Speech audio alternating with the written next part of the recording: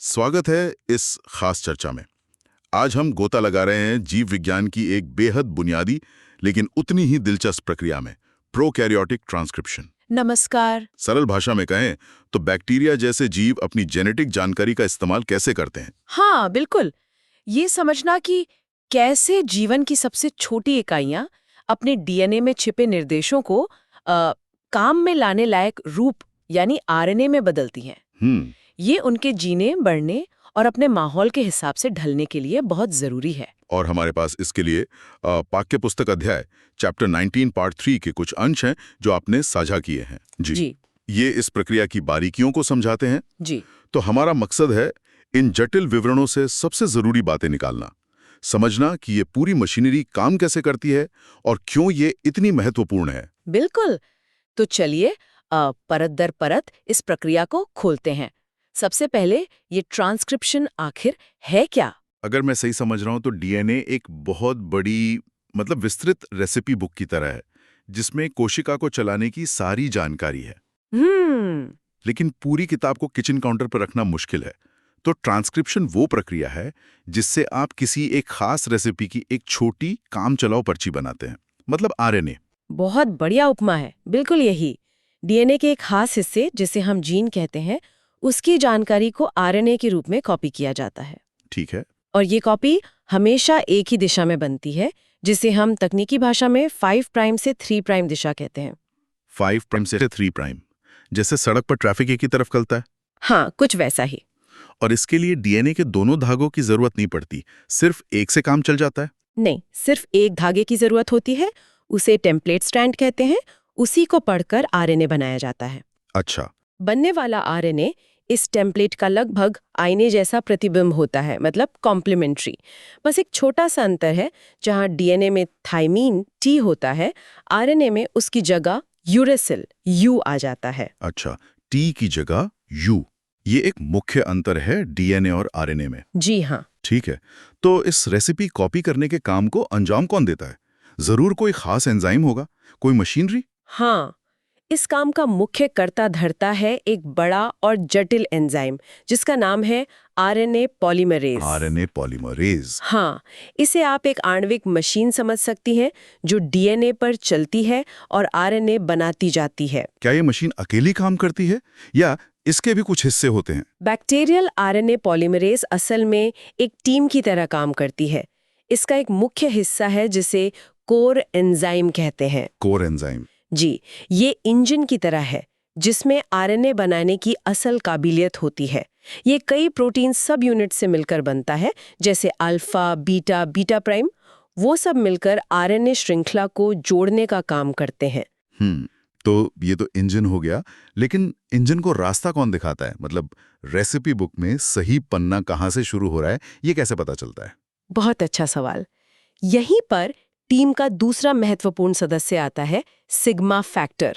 Sigma factor. हाँ, sigma factor. ये core enzyme से जुड़कर एक पूरी सक्षम यूनिट बनाता है जिसे होलो एंजाइम कहते हैं। Holo enzyme, okay. Sigma factor का खास काम है डीएनए पर उस जगह को पहचानना जहां से जीन की कॉपी शुरू करनी है, मतलब सही रेसिपी। इस शुरुआती सिग्नल वाली जगह को प्रोमोटर कहते हैं। अच्छा, प्रोमोटर। तो सिग्मा फैक्टर एक तरह से नेविगेटर या गाइड है। बिल्कुल। जिसके बिना कोर एंजाइम रूपी इंजन डीएनए पर भटक सकता है, लेकिन सही जगह से शुरुआत नहीं कर पाएगा। बिल्कुल सही कहा आपने। कोर एंजाइम डीएनए से कहीं भी चिपक सकता है, उसमें वो क्षमता है, लेकिन सिग्मा फैक्टर उसे सही प्रोमोटर सीक्वेंस पर ले जाकर बैठाता है। इससे सुनिश्चित होता है कि ट्रांसक्रिप्शन सही जीन के लिए सही जगह से शुरू हो। ये विशिष्टता, मतलब स्पेसिफिसिटी, बहुत जरूरी है। तो ये प्रमोटर क्या होते हैं? डीएनए पर कोई खास निशान या कोड, जैसे कोई एड्रेस? हाँ, प्रमोटर डीएनए के छोटे विशिष्ट सीक्वेंस होते हैं, जैसे सड़क पर लगे साइन बोर्ड। बैक्टीरिया में आम प्रमोटरों पर 2 खास साइन बोर्ड होते हैं। 2? हाँ, जो ट्रांसक्रिप्शन शुरू होने की जगह से थोड़ा पहले, मतलब अपस्ट्रीम लगे होते हैं। एक को हम -10 सीक्वेंस कहते हैं या प्रिब्नो बॉक्स भी कहते हैं। -10 सीक्वेंस। जी, और दूसरे को -35 सीक्वेंस।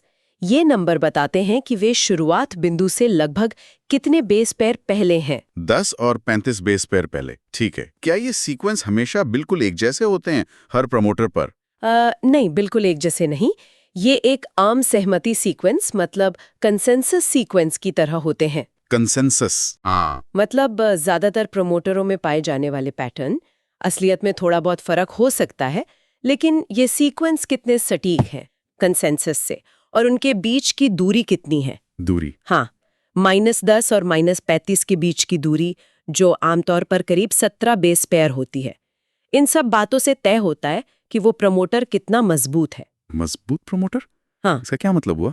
मतलब ज्यादा ताकतवर? हाँ, एक तरह से मजबूत प्रमोटर का मतलब है कि आरएनए पॉलीमरेज हॉलो एंजाइम वहां बहुत आसानी से और बार बार जोड़ सकता है। अच्छा, और नतीजा उस जीन से ज्यादा आरएनए बनेगा। ज्यादा कॉपी बनेंगी उस रेसिपी की? बिल्कुल।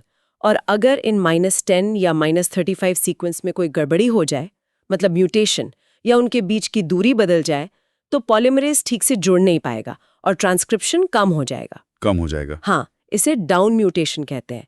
कभी कभी बदलाव से जुड़ाव बेहतर भी हो सकता है, जिससे ट्रांसक्रिप्शन बढ़ जाता है। वो अप म्यूटेशन हुआ। ना सटीक नियंत्रण है। हाँ, बिल्कुल।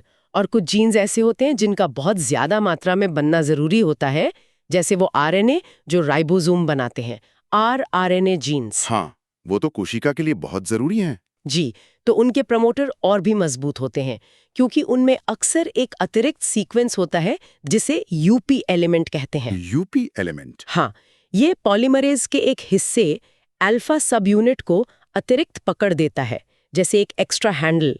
इससे ट्रांसक्रिप्शन और भी ज्यादा होता है। समझ गया। तो बहुत सारे तरीके हैं जिससे ये कंट्रोल होता है कि कितनी कॉपी बनेगी? जी हाँ। ठीक है। तो पॉलीमरेज ने सिग्मा की मदद से प्रमोटर ढूंढ लिया, वहां जुड़ गया। अब रेसिपी कॉपी करने का असली काम कैसे शुरू होता है? इनिशिएशन वाला फेज। हाँ, पहला चरण शुरुआत या इनिशिएशन। ये प्रक्रिया 3 मुख्य चरणों में बटी हुई है।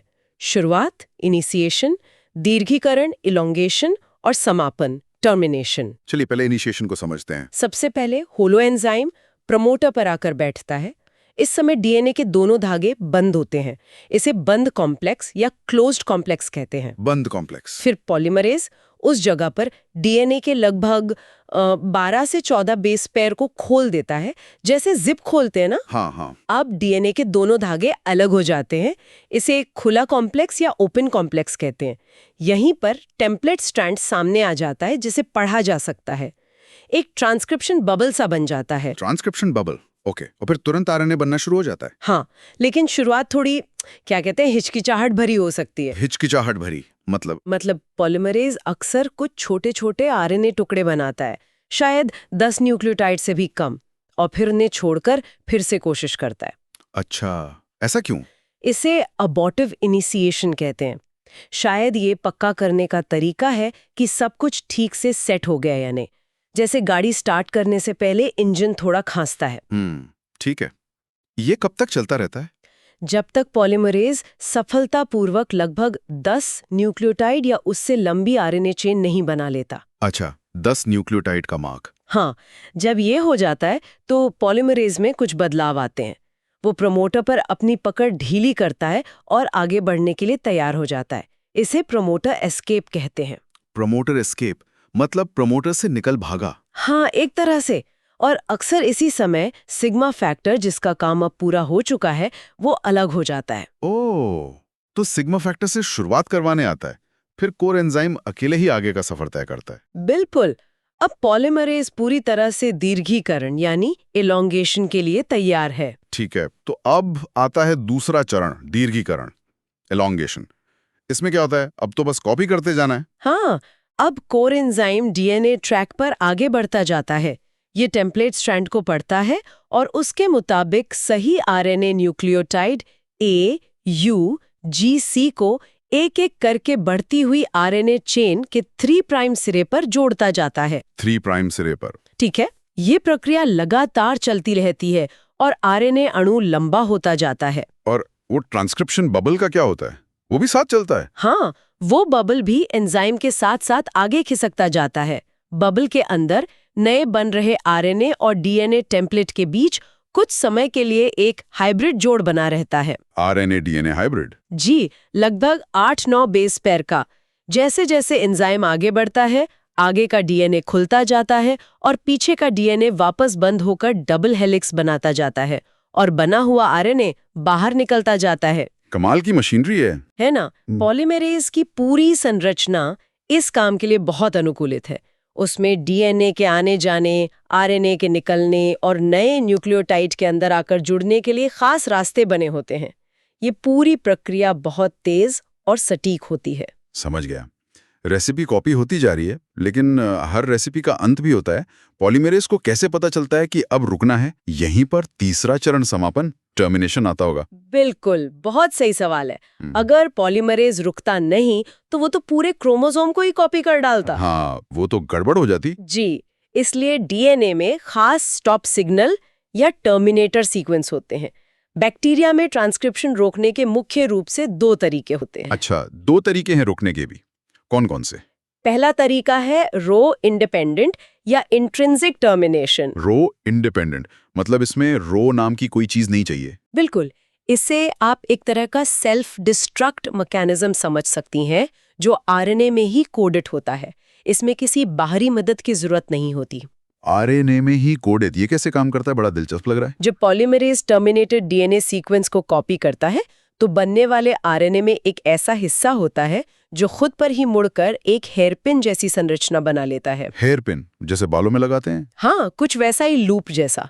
जैसे सेफ्टी पिन बंद होती है, ये हेयरपिन काफी स्थिर होती है क्योंकि इसमें अक्सर G और C बेस पेयर ज्यादा होते हैं जो मजबूत होते हैं। अच्छा। और इस हेयरपिन के ठीक बाद आरएनए में कई सारे यूरेसिल यू होते हैं जो डीएनए टेम्पलेट के एडेनिन से जुड़े होते हैं। ठीक है, तो हेयरपिन बन गया और फिर यू की एक लाइन आ गई। इससे क्या होता है? हेयरपिन बनने से पॉलीमरेज की गति या तो बहुत धीमी हो जाती है या वो रुकी जाता है, जैसे स्पीड ब्रेकर आ गया हो।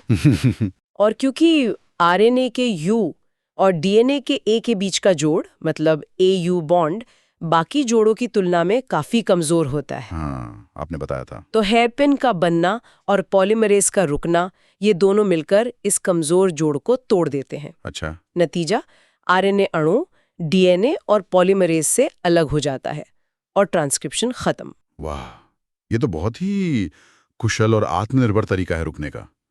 प्रकृति का अद्भुत डिजाइन, बिना किसी बाहरी मदद के रुक गया, है ना? और दूसरा तरीका आपने कहा था? दूसरा तरीका है रो डिपेंडेंट टर्मिनेशन।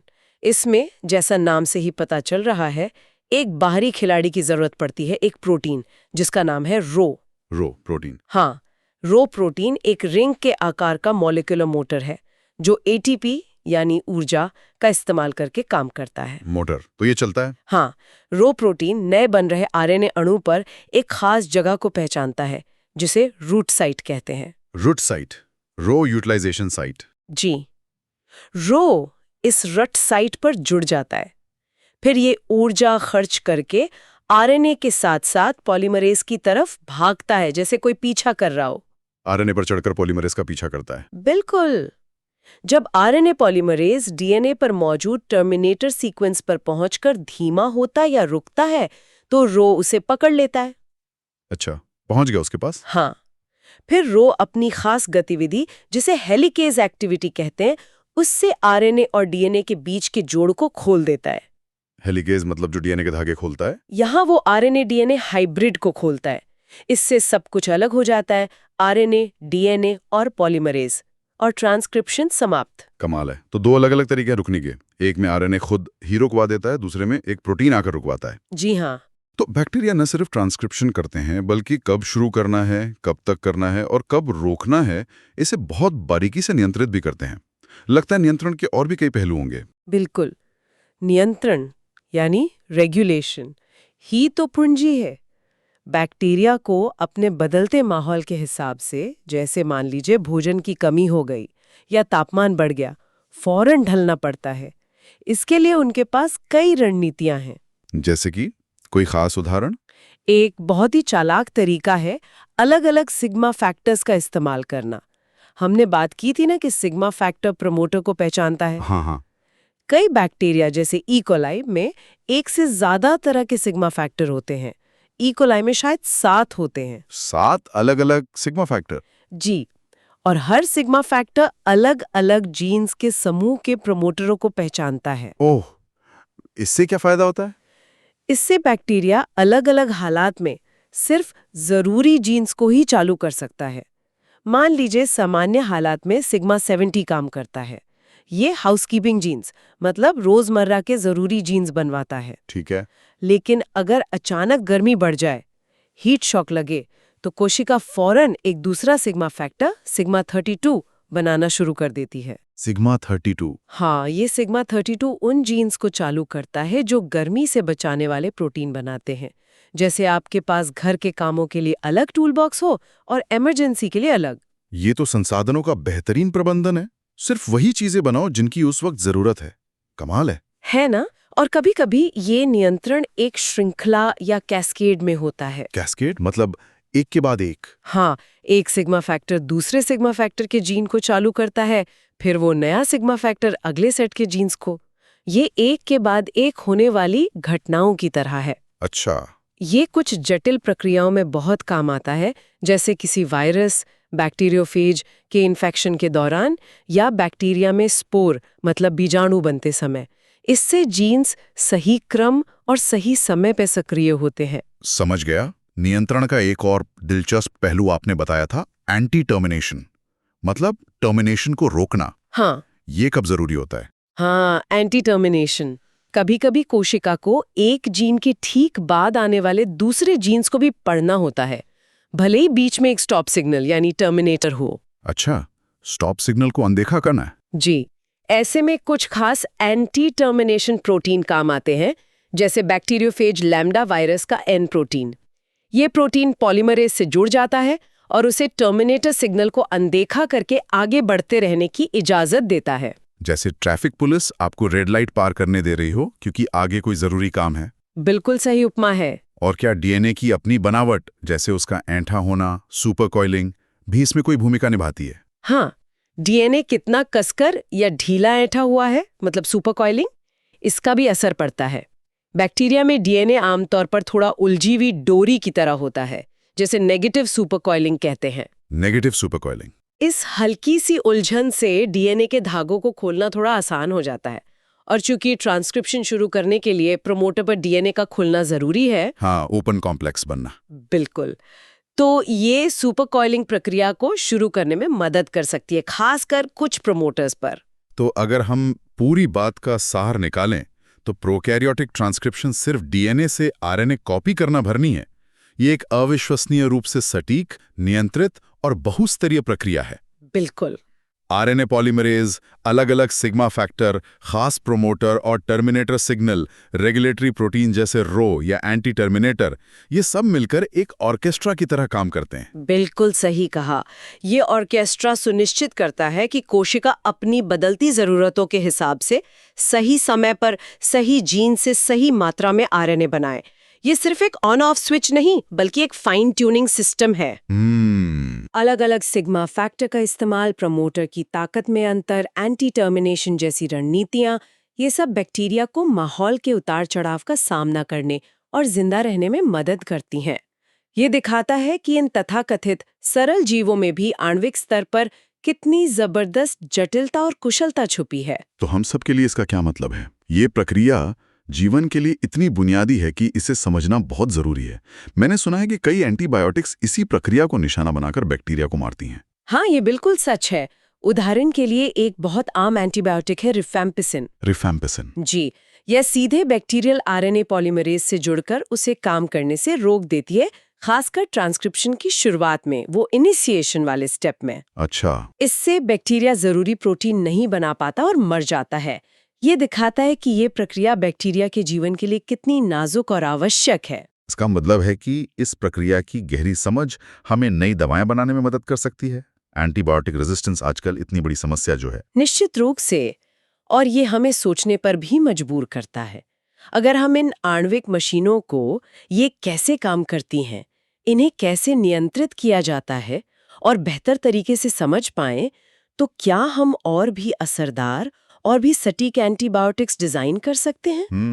खासकर उन बैक्टीरिया के लिए जिन पर पुरानी दवाएं बेअसर हो रही हैं। या शायद हम इस ज्ञान का इस्तेमाल सिंथेटिक बायोलॉजी में करके जीन्स की अभिव्यक्ति को अपनी मर्जी से नियंत्रित करने के नए तरीके इजाद कर सकते हैं, कुछ बनाने के लिए। ये बहुत महत्वपूर्ण सवाल है। इन बुनियादी प्रक्रियाओं की समझ ही हमें जीव विज्ञान और चिकित्सा में आगे ले जाने की क्षमता रखती है।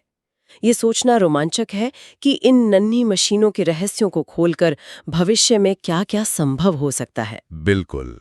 आज इस गहरी और जानकारी भरी चर्चा के लिए आपका बहुत बहुत धन्यवाद। धन्यवाद। उम्मीद है प्रोकैरियोटिक ट्रांसक्रिप्शन की ये यात्रा हमारे सुनने वालों को दिलचस्प और ज्ञानवर्धक लगी होगी।